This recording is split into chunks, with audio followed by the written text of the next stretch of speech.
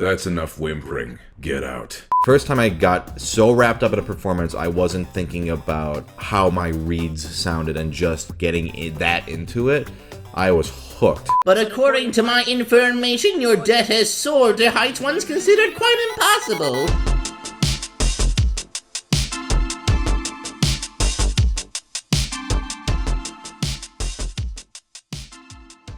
I first started getting interested in voice acting back in high school when a friend of mine would write radio plays where he would cast all of his friends in the different roles. Through that, I sort of discovered a love for acting for the first time. I started a voice acting Tumblr right after I graduated from college.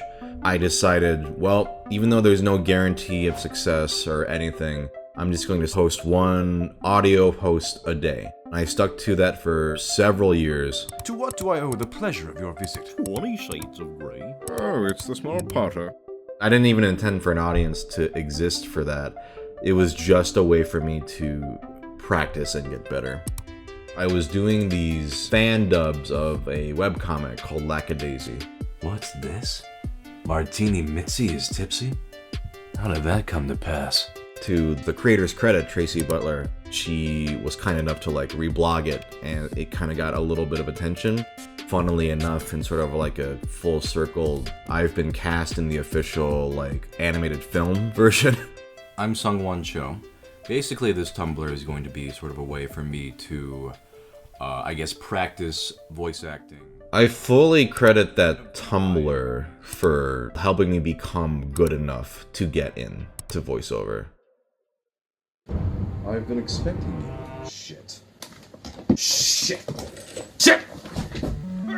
I think YouTubers, or whatever you want to call them, are not really respected because everyone views that job as a sort of, oh, anyone can do that. Some dumb kid with a camera, that's all they need. They have no talent or whatever, and that's it.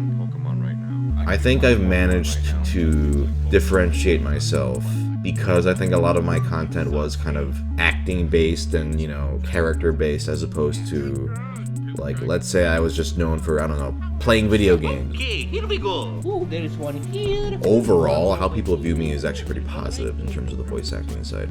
The majority of my audience is familiar with my acting background and passion for it. But I think new fans, may definitely view me as he's just a YouTube guy. He should be good into voice acting. Whereas, I've been doing it for 6-7 years professionally. Somebody on Tumblr was asking me what is the deepest voice that I can do. These powers you have usurped are the privilege of the divine, and you are not a god. With Apotheon, the first professional thing I booked, I was ecstatic. It kind of came out of nowhere. I got the audition from a director that I always wanted to work with, but I had never communicated with in any capacity. He emailed me out of the blue with auditions for it, and then I booked the main baddie in it. Very nervous, because it was my very first time ever professionally recording anything, and also, it's different when it's just you by yourself, but having a director listen to you, I think a lot of people get very scared by that when it's the first time they have to perform in front of another person.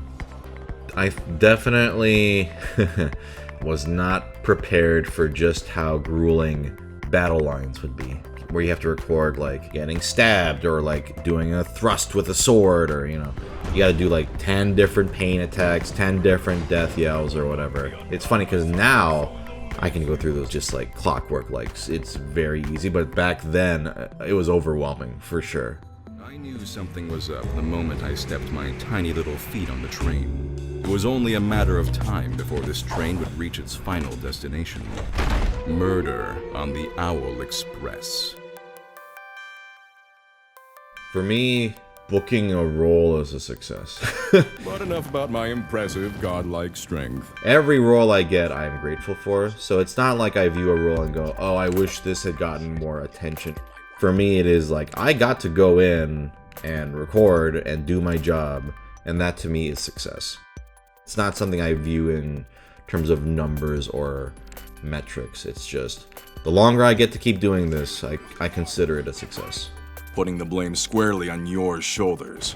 Some people go into YouTube going, you know, my dream is to be a big, famous YouTube person and have millions of subscribers, and this is my job.